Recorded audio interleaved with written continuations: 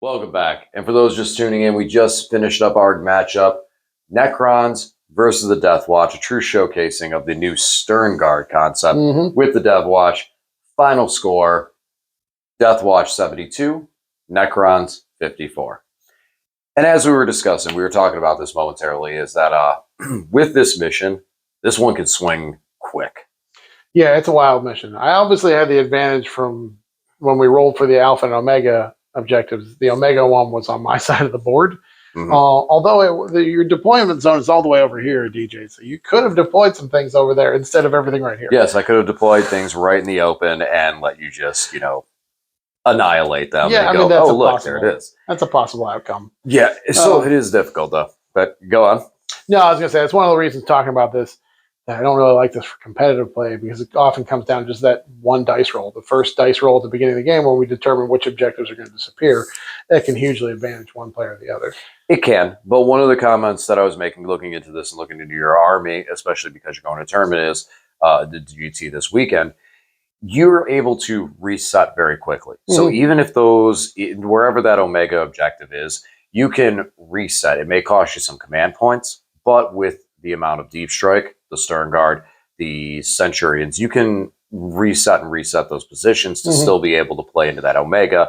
For me, it was both ends of it. I needed, if the center objective was the last to go, if it was flipped the other way, I could have left that objective, went to center. I still had Wraiths, still had Resilience, taken the center objective, and then been in a point to put more aggression. I mean, I got pretty lucky with some of the stuff with the spiders. I'm happy it went that way. I'm happy that we got to rumble with it. There was some that was luck, and there was other things that people are sleeping on spiders. Spiders are a great data sheet, and I love them. They do work, and they almost pulled it out. I mean, it was a long bomb Hail Mary pass, but there is some good receivers in the end zone ready to catch that, and almost pulled it out. Yeah. Almost pulled that out. I mean, it was a much more dramatic game because you made a 10-inch charge with those spiders into my drop pod, and I failed a 3-inch charge. 70% of the time, it works every time. Yeah, so it definitely made it a more interesting game at the end there, especially I had no CP for my reroll. So, but for the most part, I know that a lot of people tuning into this game are very curious on the DeathWatch. So I'm going to hijack for 2 seconds to say I feel like the biggest thing with this, bringing the Canoptic back on the channel, playing Canoptic for the first time, moving forward with it, I think it's time for the Immortals to swap out. Might go with some Scarabs. I don't know exactly. I'm working on the AdMech for it right now. But seeing this, I think it's time for the Immortals to swap out. Too much anti-infantry fire. My spiders are good for it. I need either another close combat threat, maybe something like Scarabs, something to push with more. I'll look at it more when we get into that point. But I do think that it might be time for the Immortals to go from this list. And I'm still loving my Immortals. I got other stuff I'm working on with them. They have other lists that they're seeing a home. Well, and when we were talking before we started recording, it's the only humanoid robots you have. The only things that stand up on 2 legs in this whole list. So they got to go just based on the aesthetics. I mean, the Technomancers would. I just sliced them and slice and dice, and one has no legs, the other has 6. Yeah, I mean, that's good enough for me. But 2 legs bad. Other legs good. But yeah, they didn't really contribute a whole lot. And as you said, you've got a lot of anti-infantry firepower. So yeah, I'd be better off with something that I still like the firepower, especially out of Canoptic. So I really would like to stay more into the shooting aspect of it. But that's something I'll be looking into later on. There is another Forge World unit, the Archaeites, I believe it's called. Look at them. I'll look at them again. Not particularly a big fan of them, but their point cost is relatively low, so I might reinvest into them and look at them again. But that's enough for Necrons. That's where we're at. I was happy with the performance in general. I mean, still good resilience, still real strong. Spiders still did awesome. Doomstalkers, I love the Doomstalkers. I can't say enough good things about them.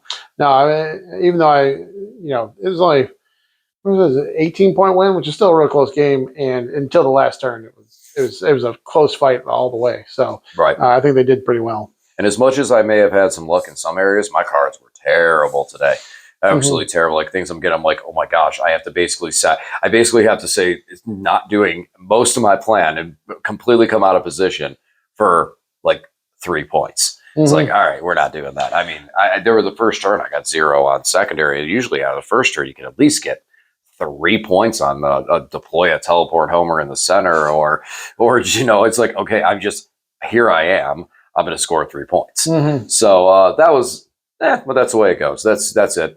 And again, like I said, I pulled this list off the shelf. I'm working on AdMech. I knew this list. Again, Immortals, that's the route we're going. But the big thing was the DeathWatch. So let's talk about them and everything that came about this. Now, the first thing that I complimented you on, and I'm going to bring this up again, is probably not that lieutenant again. No, not the lieutenant. Not the lieutenant this time. I'm personally, well, for those who don't know, I love that lieutenant. I like, probably it's the Grey Knight player in me. I like everything the lieutenant can do. How he hits sticks, bounces away, weirdly good gun, and he has like a whole bunch of really good aspects to him that I just find him as an amazing, very, very versatile character that I feel like almost every Marine list should take. You think he's super, super versatile. But the way that you played the Stern Guard, so you brought them in, and you probably could have covered more of the board, but you didn't. You stayed back. You stayed back and just targeted the center, saturated the center for the Immortals and the Wraiths. Immortals, obviously, were the second choice, and they just pasted. Once those dev wounds hit, they were gone. One squad looked at them, and I mean, literally, you had 10 devastating wounds when you shot at them, and that was it. Yeah. But then it goes into my turn. And the first thing I did was I'm like, all right, time to bring the spiders out. I moved the spiders up. Not a single squad could get in range from where the Stern Guard was. Their range is 18 inches? 18 inches. Yeah. So now my question is, was that by design or was that a happy accident? Oh, no, I really wanted to have them positioned. I didn't want to be too close to you, obviously, especially even though I was planning to eliminate one of the Wraith squads. Another Wraith squad can come in close combat and they'll probably, between their shooting and the combat, they'll probably wreck all the Stern Guard squad. So I wanted to keep myself back a little bit further, and a lot of it had to do with the secondaries I was trying to score at the time. But I know that when I'm playing against this Necron build you have, I know you love those spiders, and they kind of stay back usually until later in the game. Because a lot of times we focus on the big things first. Like, I'm going to shoot those Canoptic Doomstalkers and those Wraiths and that sort of thing. And a lot of times I can kill those things, but by the time we get to the end of the game, they come out to play. And the fact that they're shooting is such high volume with devastating wounds, and then their close combat attacks are so strong, they can really wreck, especially my infantry. After playing with the Stern Guard, they are just T4 2-wound Space Marines with the 3-up armor. They don't have anything special defensively, so they can get wrecked pretty quickly. Yeah, and I mean, and you're right with it. I like to play the spiders late, because then it gets to a point that it's like you start running out of resources to be able to handle them. And although they don't have invulns, they check a lot of other boxes. Toughness 7, 6 wounds. They are vehicles, so they can tank shock. Like you said, the high volume of shots. So if they go into a swarm or a horde of infantry that need to clear quick, a bunch of 1-wound models, they can do it. And then when they go into something like the Stern Guard, which are toughness 4 and 2 wounds, they can take shock to clear a couple of them. But then when they punch, they're wounding on 2s and picking up a dude with each attack. So, and that was one thing we did see over here. Like, you had 20 Stern Guard holding that objective, and 2 spiders reduced you down to I think 8. And that was, and I love it. It's great. It's great versatility. You know, if that Doomstalker was able to get enough range and get line of sight onto that one squad in front, I might have taken that objective. And it was a Hail Mary. And that was very, very close to me picking up that objective. I just needed to bring up more onto that point. But moving forward onto it. So like you said, you stayed back. And like you said, it was staying back by design. So you were waiting. You knew that there was going to need to be late game plays. At the same time, the Omega objective was there, so you didn't need to be as aggressive. Yeah, I knew where I was going to go by the end of the game. You just needed those secondaries. Yeah. Now, one thing that I was saying when we were playing is every turn, You basically spent that command point to pick a unit up. Now looking at it, looking into later in the game, and I'm sure there's some turns that maybe in your mind you didn't say it, but you may have thought it. Do you feel like maybe you spent a little bit of too much command point of terrible English there? Apologize. Do you feel that maybe you spent too many command points? That'll work on that stratagem, that there may have been times that you could have not used it. One of the moments I was recommending was when you still had deep strike units left, that you picked up your Centurions.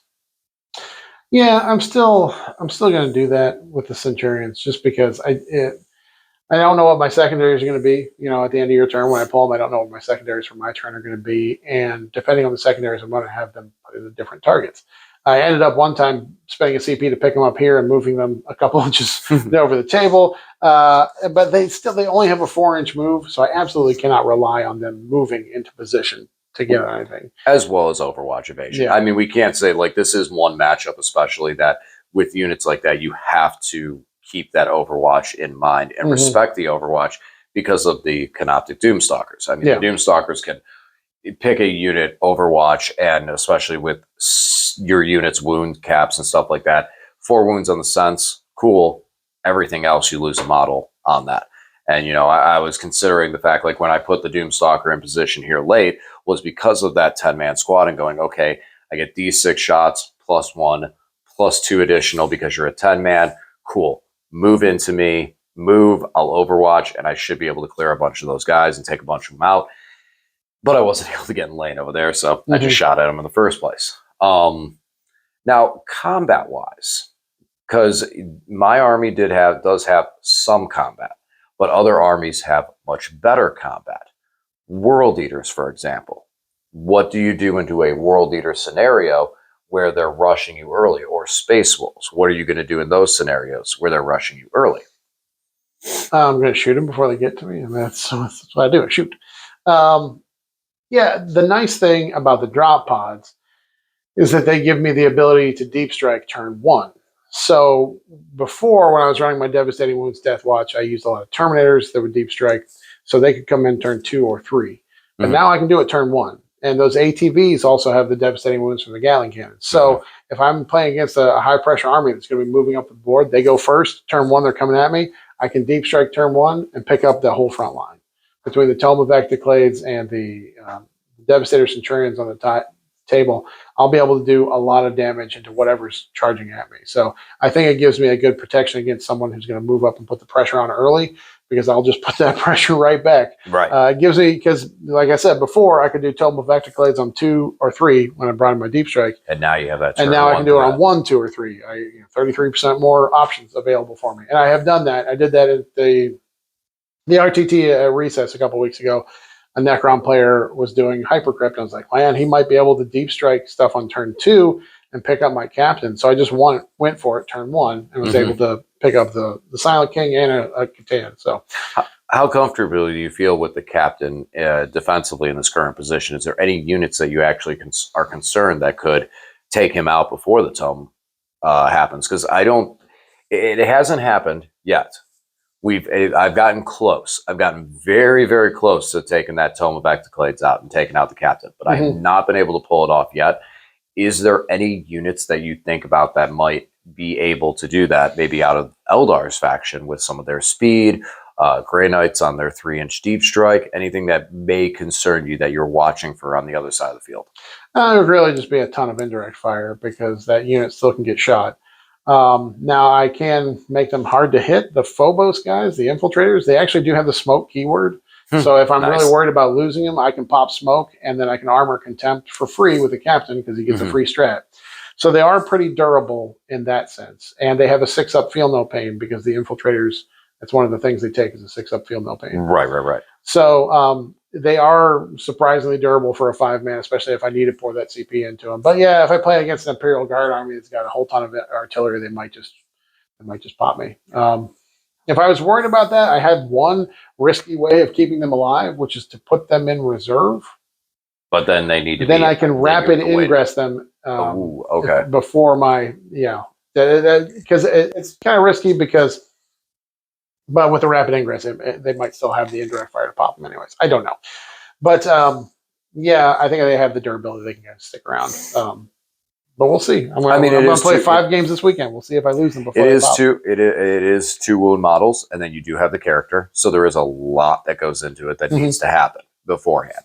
And I'm not trying to be disparaging about this at all, but these are the things that we think about. Because when you go into a tournament and you immediately think, I have this army and I've tabled 3 people, okay, I'm indestructible. That's when you get beat. And that's when you get hit. And the first things that I like to do, and I know we talk about this too, is where are the weaknesses? And more or less playing devil's advocate, because it is just as valuable as table time to go, okay, cool, I've seen this now. Now, let me throw all of these scenarios at you. What do you do? And being able to answer those questions, or at least have an answer to the question, is what we're trying to build and look for. Because as soon as I hit him, there's been times we've discussed lists, Lane's hit me with something and goes, well, what do I do about this? And I go, I have no idea.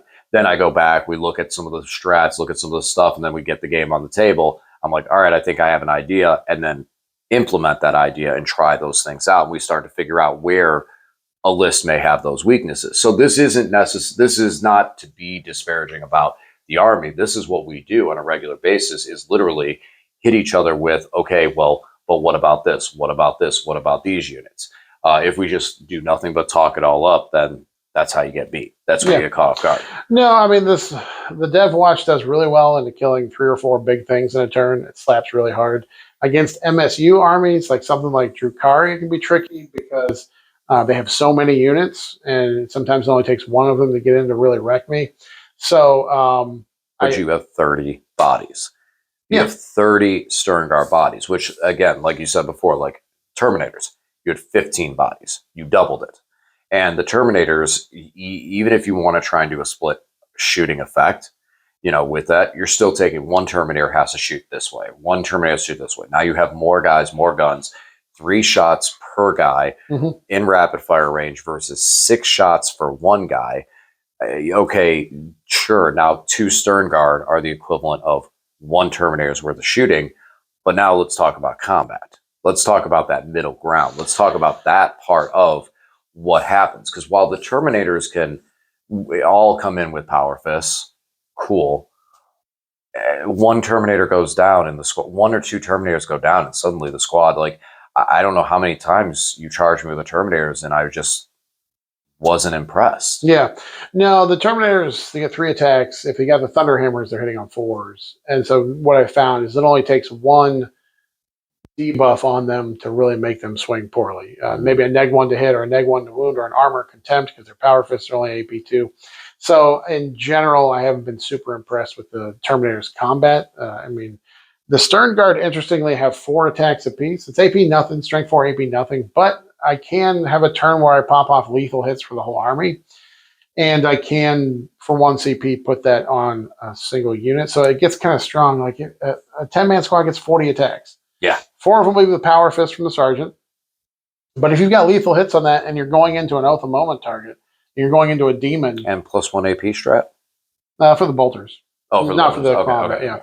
But if I'm charging to a big demon, it's got a 4-up invuln save, and I'm re-rolling my hits with lethals, and then with the wound rolls and re-rolling 1s to wound, I'm going to get some damage through him because he's only got a 4-up save. So it's interesting that the squads can do some damage just because of volume, and that's the one place where it does play pretty well into MSU, because I played a couple games against Eldar. Eldar bring out Wraith Spiders or Warp Spiders or the Swooping Hawks or the Shadow Specters. They'll come out, they'll go at a 10-man squad of the Sternguard, and they'll kill 4 or 5 of them.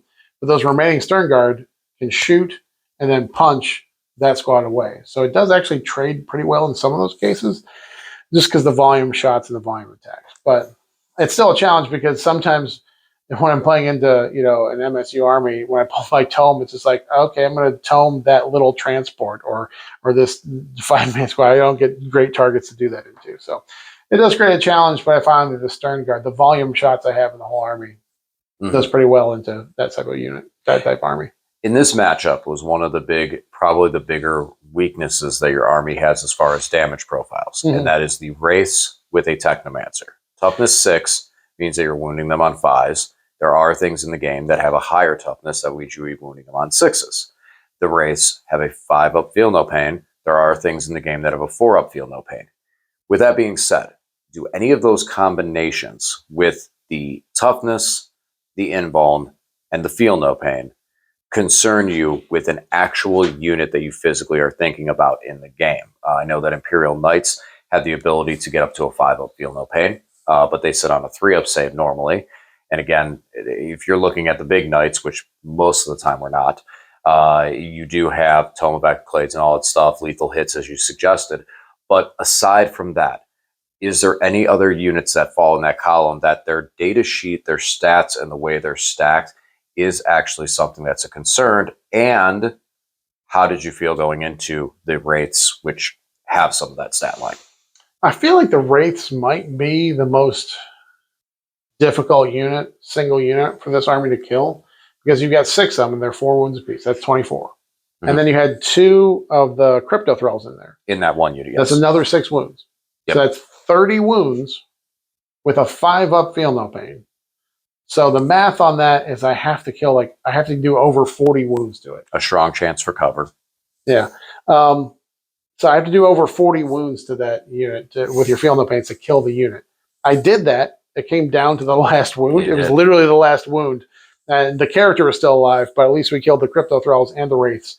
But I don't think there's anything else that is that durable, combining the number of wounds and the feel no pains. Not since the Lich Guard dropped. Anywhere, because I think like Shalaxi with the, I think it's Shalaxi, one of the demons has a 5-up feel no pain or something, and it's got 20 wounds. I think Shalaxi's pretty tough. I don't remember the exact, but it's character grade unclean one. I believe there's a named character, Rodigus. Yeah. I think he's pretty tough, and then I think you could take an enhancement. But they still start at 20 wounds, so right.